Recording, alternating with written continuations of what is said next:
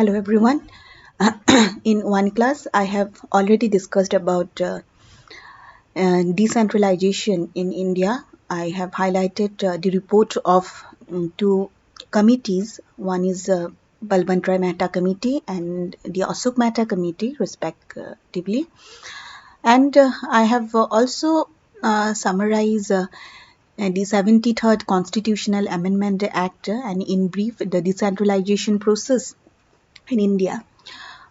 Today, I would like to focus on the participatory approaches to development as a part of decentralization and how NGOs have popularized decentralization approaches since 1990s. So here we go, and we see that several ideas uh, methods and practices have contributed to development of humankind at different times in history, and all of them seek to provide justice and equity to every member of this world. Participation has become a strong norm in development in the last 40 years. The players in the development sectors have embraced participation as an important catalyst for development. Participation seeks informed and active inclusion of all the stakeholders in the process of development. So here I would like to cite P.V. Baiju's interpretation of participatory approaches. Baiju has contributed to development of social work profession in India by his active involvement in different institutions. According to him, participatory approaches refers to participatory methodologies of participatory rural appraisal, that is PRA, and its various forms in the program planning of the organizations where all associated parties in a particular program or project meant for the development of the parties take part in planning, implementation, evaluation, and follow-up of such program in such a way that they contribute and take benefit from the program. So we see that NGOs are very much concerned about the concept participatory development and people-centered development nowadays. And both these terms accentuate the involvement of people from the process of planning up to appraisal. Development is determined by the people. To highlight the prominence of people's participation, the UNDP, United Nations Development Program, published in 1990s, the first Human Development Report, this created a new paradigm of development called Human Development Paradigm. And this paradigm emphasizes that the real objective of development is to increase people's development choices. So people must be at the center of human development. Development has to be woven around people, not people around development. And there are many actors in development. No stakeholders can take the claim over people's development, whether or not they provide the resources for them. These stakeholders, be it a local NGO or multinational, can intervene to facilitate the process, but not supposed to hinder the flow of thought and community action under their thumbs of resources. So we see that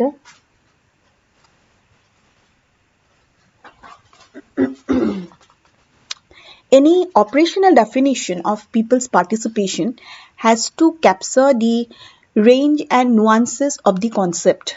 First of all, the term people needs to be clarified. It need not necessarily denote the entire community, for such a community could be heterogeneous in its socio-economic mix. It indicates a homogeneous group of people who were excluded earlier from the development process, who share certain socio-economic characteristics. And as a part of development project, People below poverty line, whom the project calls beneficiaries, are the primary stakeholders or partners in the development process. In addition, people above poverty line within the community and collaborating with the project, whom the project calls benefactors, have also significant role in the overall development of the area. Because of this, beneficiaries and benefactors and both of their participation could be of different degrees and of quality. So we see that participation is also used to refer to a desirable form of involvement over a range of services and processes such as planning.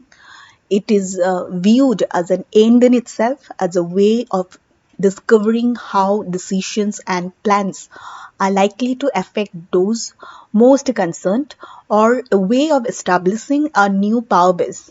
Schemes to encourage participation may take a number of forms of neighborhood councils, adding consumers to decision-making bodies, developing responsibilities to groups or committees of consumers, recognizing particular groups or consultation purposes, or improving the flow of information through surveys and meetings. So we see that participatory development is both a means to economic development and an end in itself.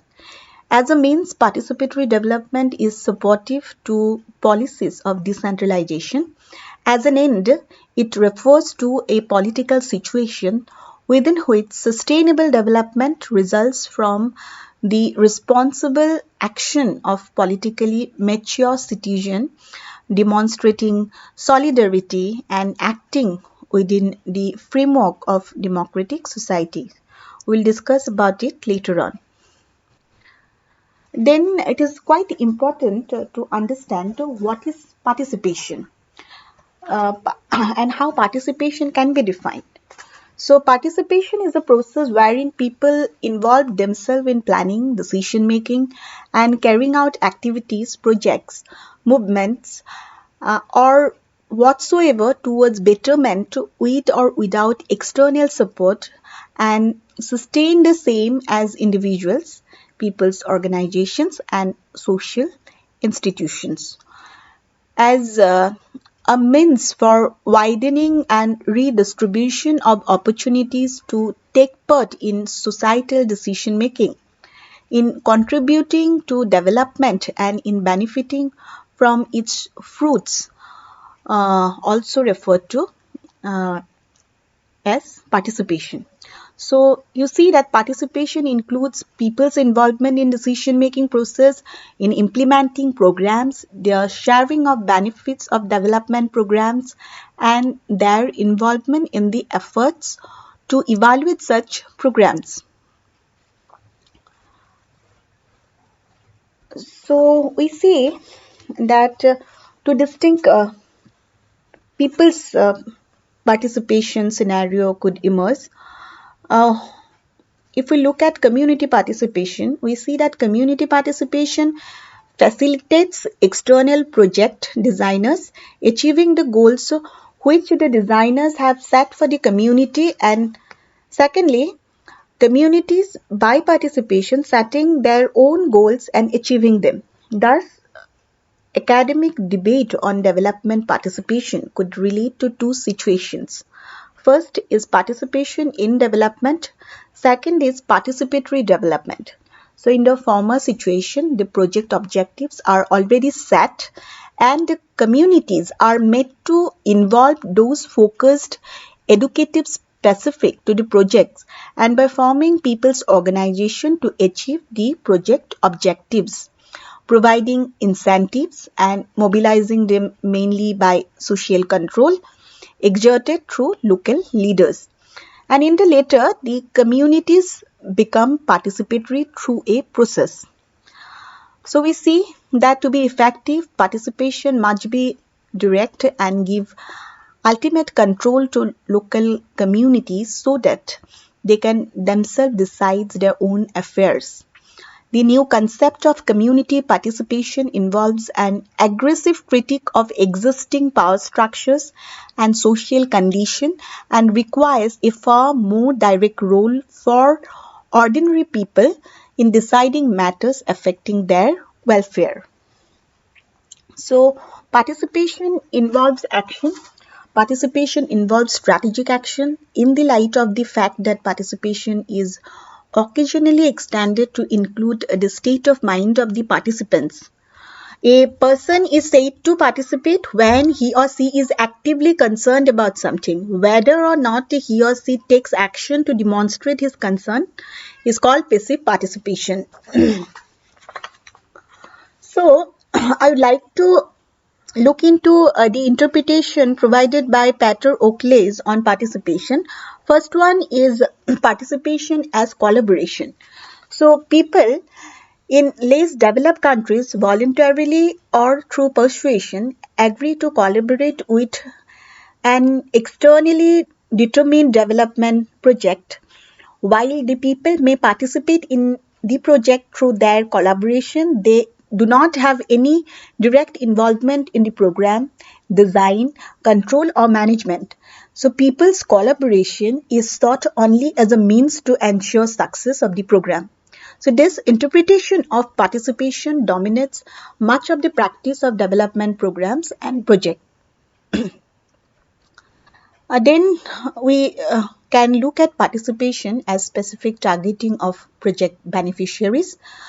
So we see that participation is seen as inclusion of previously excluded groups such as small farmers or the landless by targeting the benefits directly at them. Often emphasis is put on direct involvement of peoples or beneficiaries in the direction and execution of development project. Then we have participation as organization. It is argued that most people, and particularly rural people, are unable to participate in development activities due to lack of an organization, basically, say, cooperatives or farmer association in the village. They may slowly emerge as a result of the process of participation. So, that is one aspect of Patroclus' interpretation. And then we see that participation can be empowering. So participation as means to empower people has gained increasing support.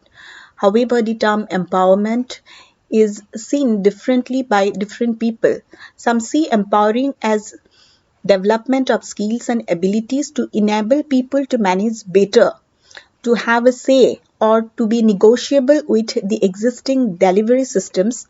Others see it as a more fundamentally political and concerned with enabling people to decide upon and to take actions they believe to be essential for their own development. Uh, so we see that while this very interpretation represent different streams of thoughts and conceptualization, they should not be treated as separate and discrete categories. So local people's condition is prerequisite to organization and empowerment. At the same time, organization, which is a fundamental ingredient in the process of empowering, is also a prerequisite to local people's contribution. So it is naive to define participation in rigid terms. Rather, it is suggested that participation must always be described in terms of its specific context. And this requirement recognizes the variety of interpretations and at the same time provides the scope for a specific definition within a contextual frame of reference. So the concept of development seems to provide a context for participation, and development is seen as the increasing possibility of the individual to control his own environment. And thus, people's participation appears not merely as an utopian ideal but as a necessity.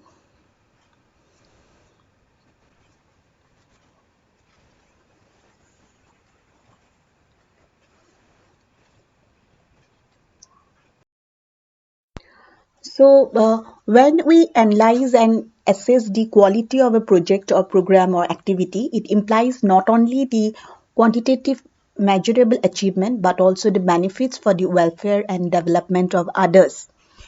Uh, we see that people's participation could be of varying intensity. Bijanand here summarized these ranges, which I have already mentioned here. So those ranges are respectively anti-participation or negative participation, where something is imposed on people against their will by an outside agency. Then we have zero participation, where people are indifferent to a program and where the sponsoring agency doesn't do anything to motivate people to participate.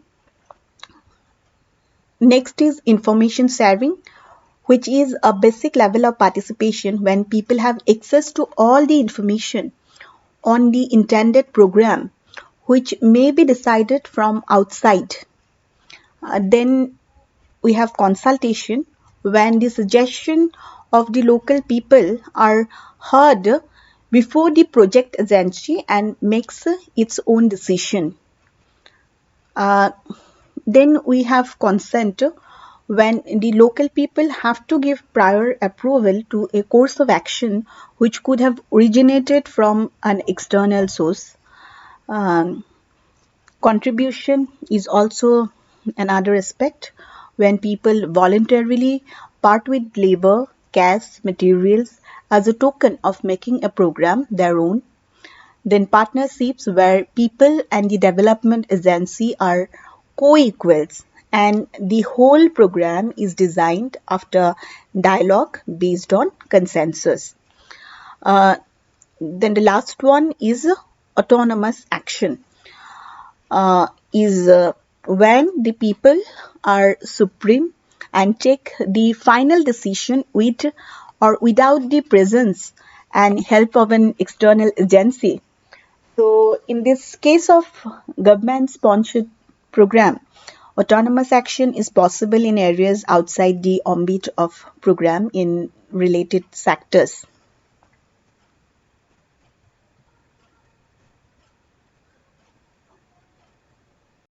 And next, we will look at some models of community participation.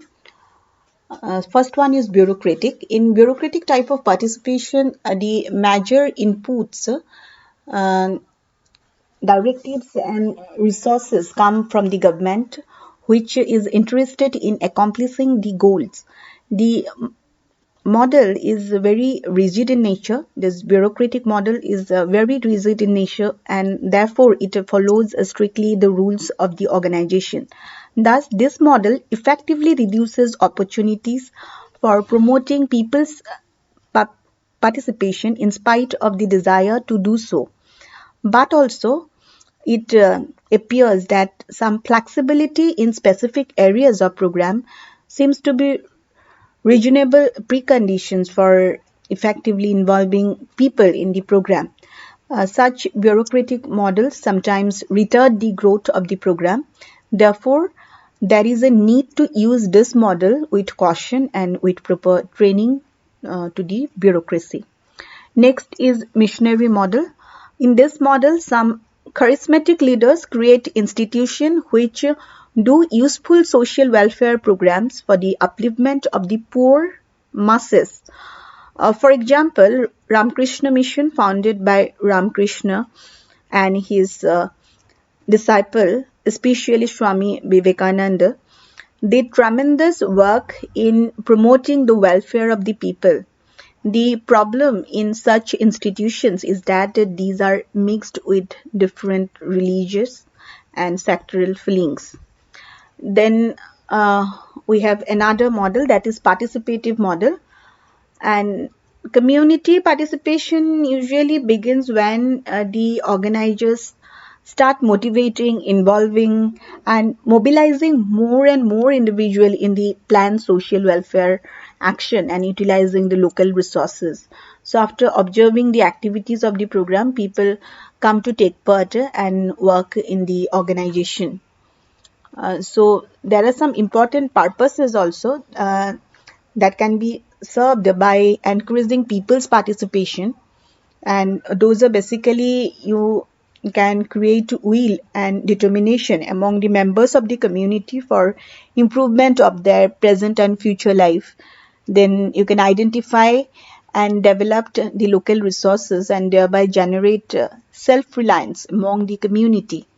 Then achieving integrated area coordination among various agencies interested in social welfare measures, and in keeping the members of the community constantly informed about the development in the area.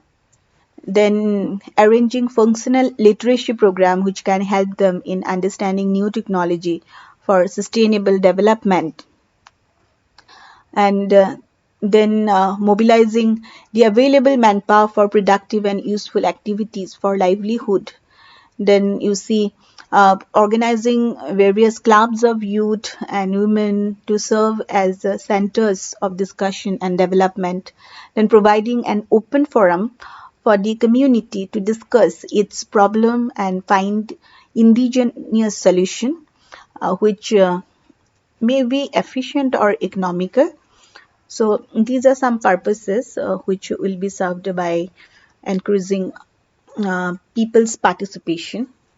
And then we have another model that is called promotive model. Uh, in this model, the bureaucracy and the political elite may encourage the people to participate. This model is developing, this model is basically executed and implemented in developing countries, and especially in India also, with rampant illiteracy, poverty, and ignorances. Uh, and this model call for not only an active participation but also creates an awareness among the communities. So the people are influenced to participate in the program by publicizing the good points of a social change. So,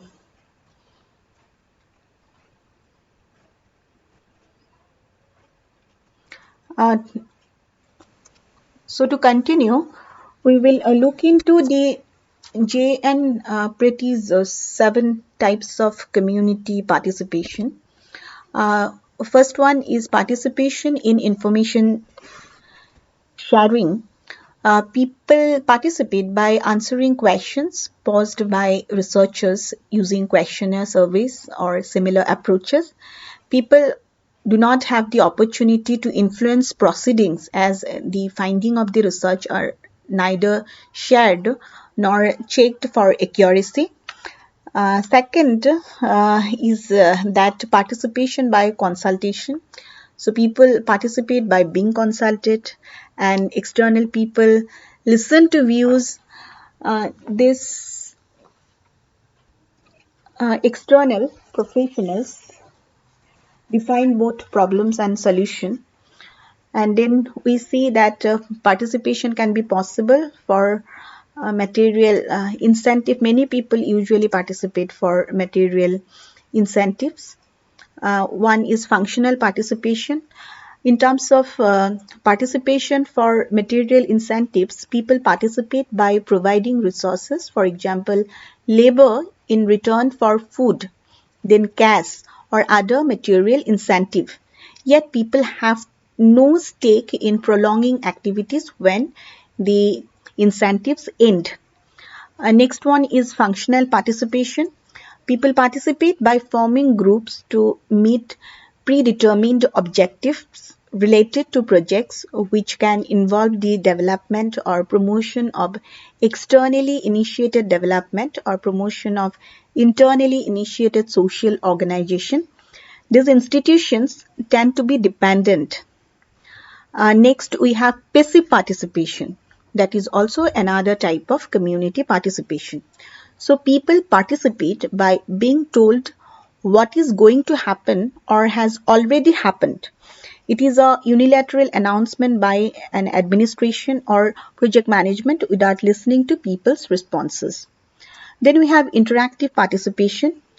People participate in joint analysis which leads to action plans and formation of new local institutions or the strengthening of the existing one. So this group takes control over local decisions, and so people have a, a very higher stake in maintaining structures and practices. The last one is self-mobilization. So people participate by taking initiative independent of external institution to change systems. Such self-initiated mobilization and collective action may or may not challenge the existing inequitable distributions of wealth and power.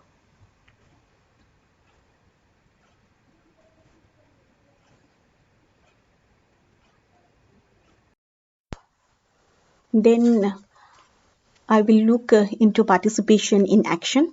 In India, government with the launching of community development programs in 1952 initiated the first major rural development schemes.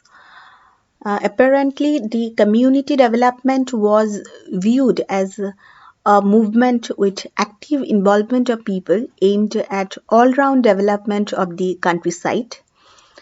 For effective implementation of participatory development programs, one should not view participation as merely an input to implementation of the program, but as an underlying operational principle which should underpin, cut across all activities.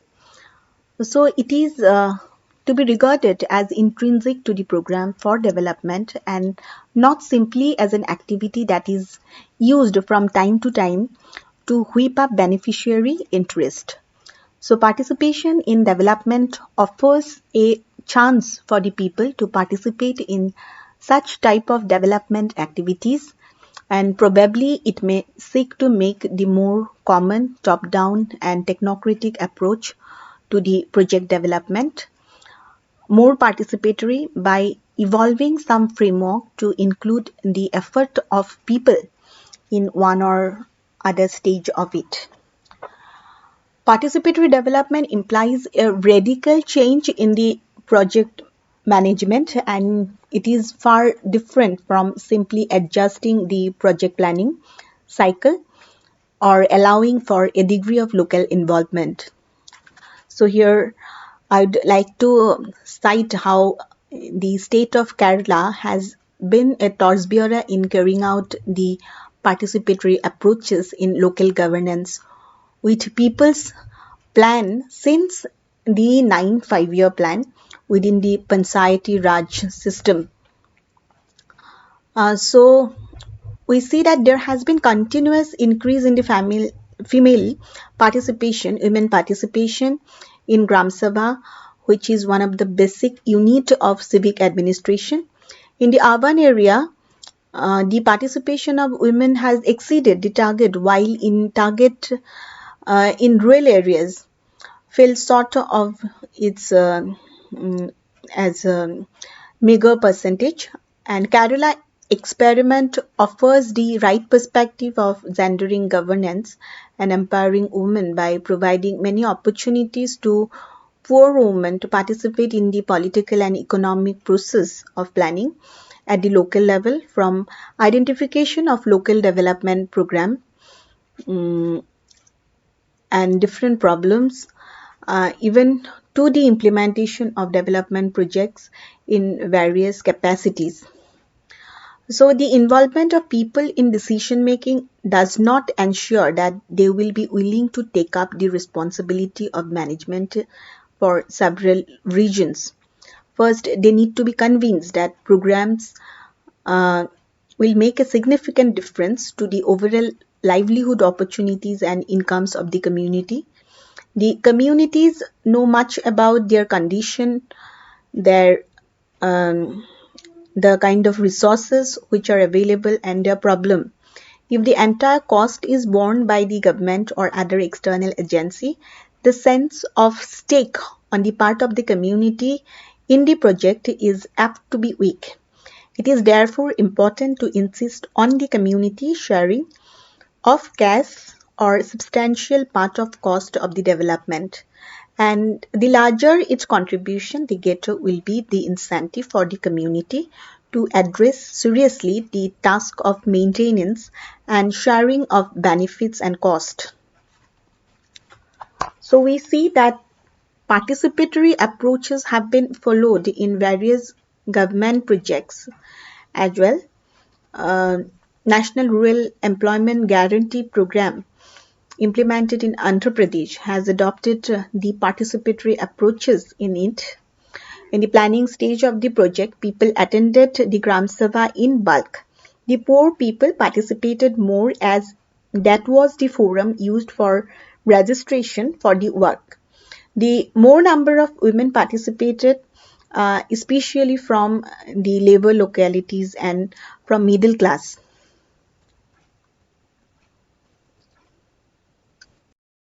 So this is all for today. If you face any difficulty in understanding anything, drop me a message in the WhatsApp group and your difficulties will be addressed. Thank you so much.